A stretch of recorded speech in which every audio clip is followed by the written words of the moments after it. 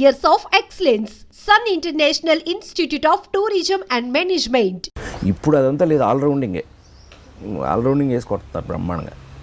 మీరు చిరంజీవి గారు అనగానే నాకు మన మెగా సార్ ఒక పాయింట్ గుర్తొచ్చింది. మీరు సార్ రూమ్మేట్స్ అని విన్నాను, అది నిజమా కాదా? మేము రూమ్మేట్స్ కాదు, ఒకే ఇన్స్టిట్యూట్, ఫిల్మ్ ఇన్స్టిట్యూట్ ఒకటి. కాకపోతే రూమ్మేట్స్ కన్నా ఎక్కువగా కలిసి ఉండేవాళ్ళం, ఎప్పుడు కలిసే తిరుగుతుండేవాళ్ళం అందరం. వెరీ డాడీ సినిమా అప్పటి నుంచి. నో హిట్లర్ అంతకు ముందు చాలా అసలు మంచు పల్లకి అందరం కలిపి చేసింది మంచు పల్లకి ఫస్ట్. చిరంజీవి గారు, నారాయణరావు గారు, సాయి చందు, నేను అందరం కలిపి 5గురం కలిపి చేసింది అసలు ఫస్ట్ వంశీ డైరెక్షన్ అది మంచు పల్లకి. సో మీ దగ్గర మీ ఎవరికి తెలియని సీక్రెట్ నా దగ్గర ఒకటి ఉంది. ఎక్కడ పట్టేశాను అండ్ అది చెప్పాలంటే కాస్త ఆగాల్సిందే.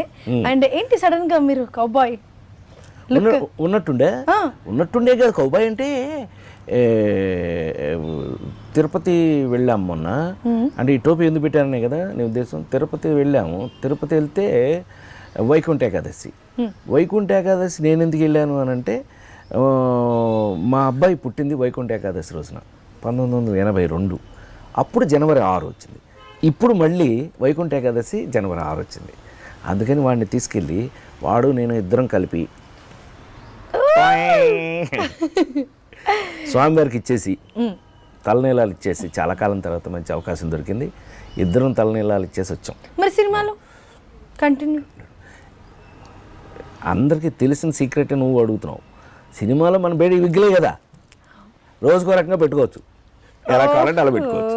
సో గెటప్స్లో ఏదైనా ఇప్పుడు అంతా ఎవ్రీథింగ్ అవైలబుల్ కాబట్టి మనం గెటప్కి తగినట్టు విగ్గులు తగినట్టుగా ఆ గెటప్స్ ఉంటాయి మనకి, ఇదేం అడ్డం లేదు. ఎస్. సో తిరుపతి అన్నారు, ఇప్పుడు నేను తెలుసుకున్న సీక్రెట్ కూడా తిరుపతికి సంబంధించిందే. ఏమనుకుంటున్నారు నేను తెలుసుకుంది? తిరుపతిలో నాకు సీక్రెట్ ఏముందబ్బా, ఏం సీక్రెట్లు ఏం లేవు. అందరికీ నేను వెళ్ళినా అంతా లైన్లోనే మామూలుగానే వెళ్తాను, మామూలు భక్తుడినే. ఏముంది స్పెషల్ అబ్బా చెప్పు, పోనీ నీకేమో తెలిస్తే చెప్పు.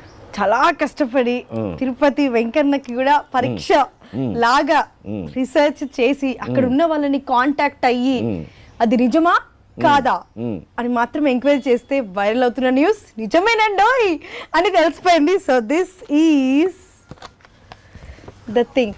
తెలుగు ఫిలిం ఇండస్ట్రీలో ఉన్న world film industry okay correction, world film ఇండస్ట్రీలో ఎవ్వరికి లేని కాటేజ్ మన తిరుమల తిరుపతి తిరుపతి పైన కాటేజీ. అది భగవంతుడు ఇచ్చినటువంటి ఏడుకొండల వాడు మనకి ఇచ్చినటువంటి భిక్ష. అది ఏంటంటే అది అనుకోకుండా ఎక్కువ తిరుపతిలో షూటింగ్లు చేస్తుండేవాడిని కదా. ఎక్కువ తిరుపతిలో షూటింగ్లు చేస్తున్నప్పుడు అక్కడ ఆటోమేటిక్గా మాట వెళ్తే పైకి నడుచుకుంటూ వెళ్ళిపోవటం.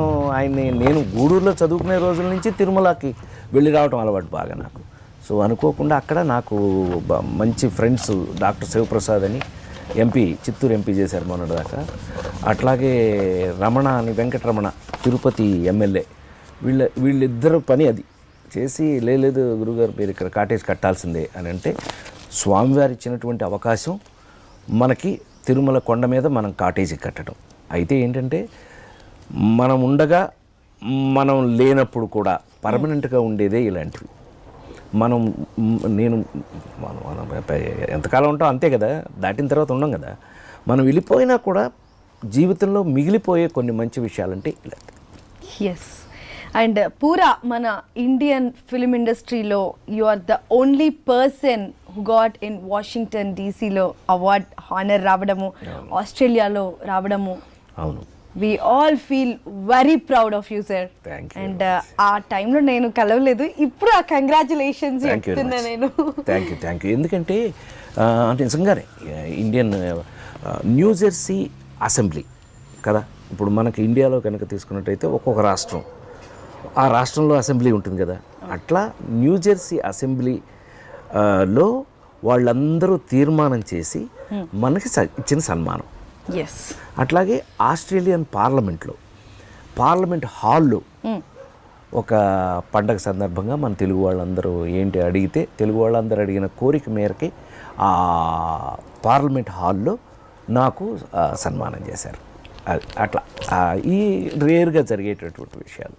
లేడీస్ టైలర్ సినిమా తీసినప్పుడు అయిపోయిన తర్వాత తెర మీదకి ఇంకొక 2-3 డేస్లో రిలీజ్ అవుతుంది అన్నప్పుడు ఇంటర్నేషనల్ లెవెల్లో సినిమా పోతుంది అని కాస్త అజంప్షన్ అయిందా ఎక్కడైనా?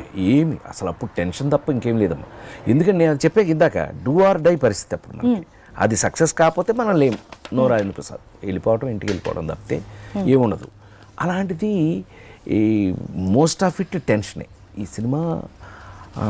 ఎందుకంటే సినిమా రిలీజ్కి ముందు ఎవరో కొనలేదు ఆ సినిమాని, అదొక టెన్షను. ఎవరో కొనలేదు. ఇది అసలు కామెడీ, ఫుల్ లెంగ్త్ కామెడీ అనే సినిమాని అసలు ఇంతవరకు ఎక్స్పీరియన్స్ లేదు వాళ్ళకి. ఓన్లీ కామెడీ మీద సినిమా ఎలాగా ఇది ఏమవుతుంది, అంత టెన్షనే. రిలీజ్ అయిన రోజు అయితే కామెడీ కాబట్టి ఎవరు ఆపలేకపోయారు. రిలీజ్ అయిన రోజు నుంచే అది బ్లాక్ బస్టర్ అయిపోయింది కాబట్టి ఇంకా అక్కడి నుంచి మనం వెనక్కి తిరిగి చూసుకోవాలి. ఇది కాస్త రీసెర్చ్ టైప్ చేసి అడిగే క్వశ్చన్ నేను. లైక్ మీరు ఒక ఫ్యామిలీలో ఉండే ప్రతి ఒక్క ఎమోషన్, ప్రతి ఒక్క ప్రొఫెషన్ చేశారు. As a doctor, as a politician, as a emotional father, ఒక మామగారు, ఇంట్లో ఉండే ప్రతి ఒక్క రిలేషన్షిప్ చేశారు కదా మీరు, లైక్ క్యారెక్టర్. సో అందులో మీకు బాగా టచ్ అయింది ఏ క్యారెక్టర్? నాకు బేసిక్గా నేను మిడిల్ క్లాస్ ఫ్యామిలీ నుంచి వచ్చినవాడిని. ఒక స్కూల్ టీచరు అంటే అప్పర్ మిడిల్ క్లాస్ కూడా కాదు, లోయర్ మిడిల్ క్లాస్ నుంచి వచ్చినవాడు. అంటే ఆ నెల జీతం అంతవరకు మనం జీవితంలో బాగా చదివించి వెళ్ళి మనం పని చేసుకునే పరిస్థితి.